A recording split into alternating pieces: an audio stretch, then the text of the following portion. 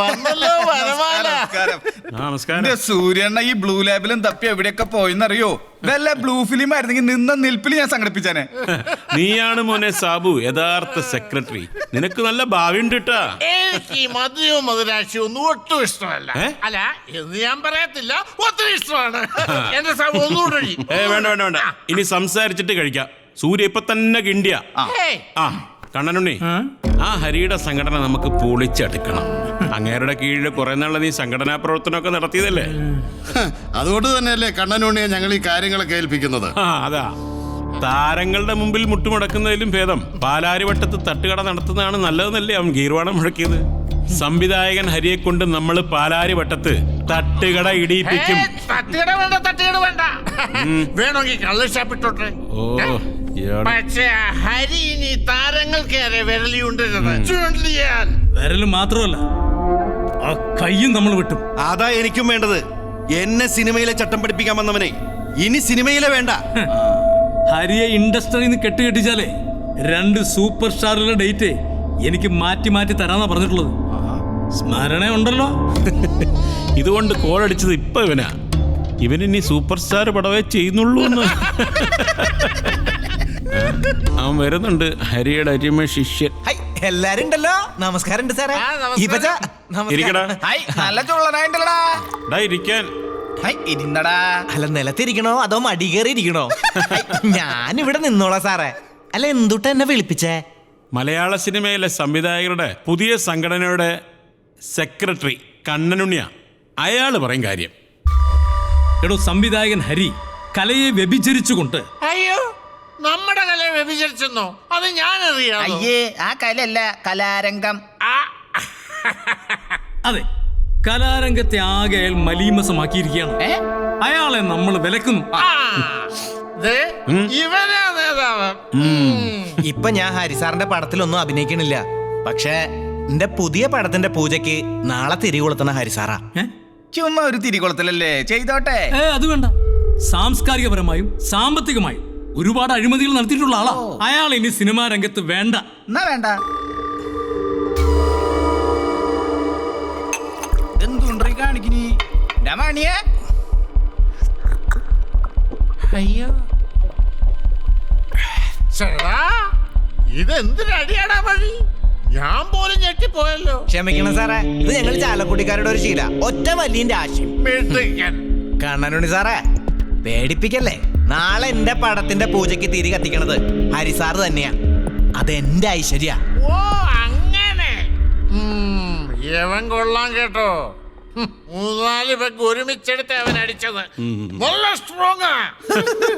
എന്ത് സ്ട്രോങ്? ഇതിലും വലിയ വമ്പന്മാരെ കൊണ്ട് നമ്മൾ മുട്ട കുത്തി മാപ്പ് പറയിപ്പിച്ചിട്ടുണ്ട്. മലയാള സിനിമയുടെ ഗർജിക്കുന്ന സിംഹമായ തിലോത്തമൻ ചേട്ടന്റെ ഇപ്പോഴത്തെ അവസ്ഥ എന്താ? ക്രിസ്ത്യൻ ഫാദേഴ്സ് ഇംഗ്ലീഷ് പടത്തിൽ നിന്നൊക്കെ നമ്മള് പുറത്താക്കിയില്ലേ? പിന്നല്ലേ ഈ ഊരും പേരും ഇല്ലാത്ത മണി അവിടെ ആരാധിക്കുന്നേ? ഇടമണിയേ, നീ ഇതുവരെ പോയില്ലയോ?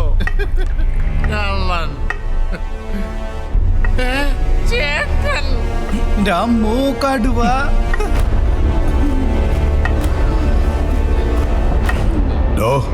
താനൊന്ന് എഴുന്നേറ്റ്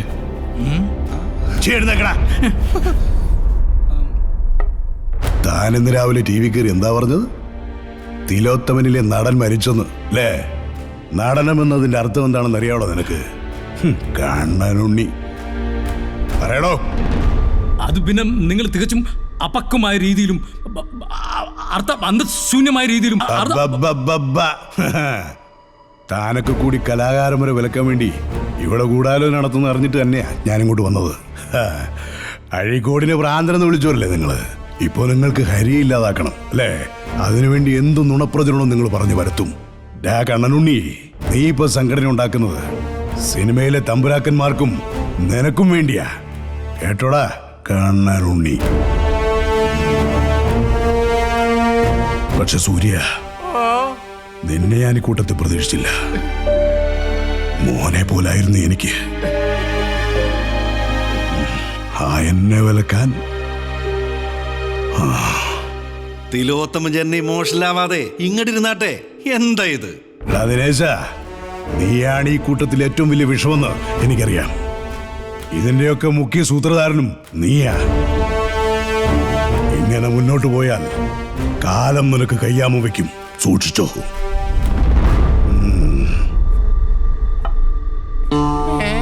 കണ്ണനുണ്ടി പേടിച്ച്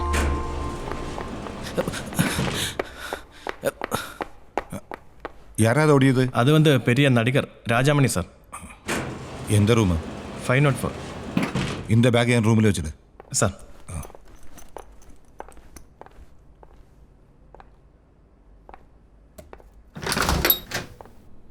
ഹരി സാർ, നീ എന്തിനാടാ എന്നെ കണ്ടിട്ട് ഓടിയേ? ഞാൻ നന്ദിയില്ലാത്തോനാ സാറേ. തെമ്മാടി, വെറും തെമ്മാടി. അതിന് നീയൊന്നും ചെയ്തില്ലല്ലോ. ഇതിൽ കൂടുതൽ എന്തേലും ചെയ്യാനുണ്ടോ? സാറ് പല പ്രാവശ്യം വേണ്ടെന്ന് പറഞ്ഞിട്ടും ഞാൻ നിർബന്ധിച്ച് കൊണ്ടുപോയിട്ട് പിന്നീട് അതേ പടം വേറൊരാളെ വെച്ച് വിളക്ക് എത്തിച്ചു. ഗതികേടാ സാറേ. നീ ചെയ്തതാ ശരി. നീ പറയാറില്ലേ നിന്റെ വളർച്ചയ്ക്ക് ഞാനാണ് കാരണമെന്ന്? നീ മറിച്ചൊരു തീരുമാനം എടുത്തിരുന്നെങ്കിൽ നിന്റെ തകർച്ചയ്ക്ക് ഞാൻ തന്നെയാണ് കാരണമെന്ന് എനിക്ക് പറയേണ്ടി വരുമായിരുന്നില്ലേ? പ്രതീക്ഷകളൊക്കെ തെറ്റുക. ഞാൻ എത്ര വലുതായാലും ആളൊക്കെ ആ പഴയ തെങ്ങേറ്റക്കാരൻ തന്നെയാ. മണി, ജീവിതത്തിൽ എല്ലാ കഷ്ടതകളും സഹിച്ച് ആരുടെയും തുണയില്ലാതെ നീ സ്വയം നേടിയെടുത്തതാ ഈ സ്ഥാനം. അത് നീ നഷ്ടപ്പെടുത്താതെ കൂടുതൽ ഉയരത്തിലേക്ക് പോണം. നീ എന്നെ ഓർത്ത് വിഷമിക്കണ്ട. ഇവിടെ ആർക്കും ആരെ വിലക്കാനോ തോൽപ്പിക്കാനോ ആവില്ല, മരണത്തിനൊഴിച്ച്.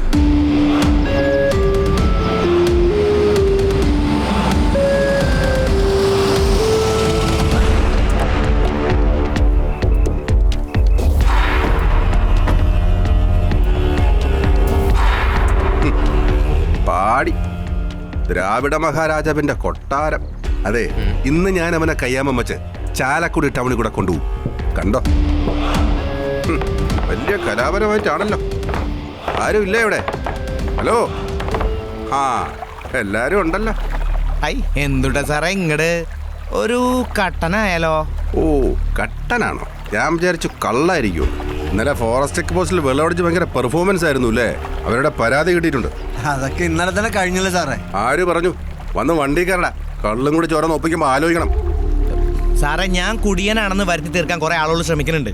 അതായിക്കോട്ടെ, പക്ഷെ ഇന്നലെ ഞാൻ കുടിച്ചിട്ടുണ്ടായിരുന്നില്ല. ഒരു കാര്യമില്ലാണ്ട് എന്റെ മെക്കിട്ട് കയറിയത്. എന്നിട്ടും ഞാൻ സഹിച്ചു. ഇനിയിപ്പൊ അതല്ല, എന്നെ അറസ്റ്റ് ചെയ്ത് ജയിലിൽ കിടത്തി എന്റെ മാനം കളയണതാണ് നിങ്ങൾക്ക് ഇഷ്ടമെങ്കിൽ നടക്കട്ടെ. ഓ, വലിയ മാനമുള്ള തറവാട്ടുകാരൻ. നീ തെങ്ങേറ്റക്കാരൻ രാമപ്പന്റെ മോനല്ലടാ, സുപ്രസിദ്ധ സിനിമാ നടൻ രാജാമണി. രാമപ്പൻ മാത്രല്ല, രാജാമണിയും തെങ്ങേറ്റക്കാരനായിരുന്നു. ചുമ്മാ എന്തിനാ സാറേ എന്റെ അപ്പന്റെ പേര് പറയണേ? ഇനി എന്റെ അപ്പന്റെ പേര് പറയരുത്. നീ ആരാടാ? എങ്ങാണ്ട് കിടന്ന് അണ്ടനും അടകോടനും ഒക്കെ 4 കാശുണ്ടാക്കി എന്റെ കുങ്ക് അല്ലേ?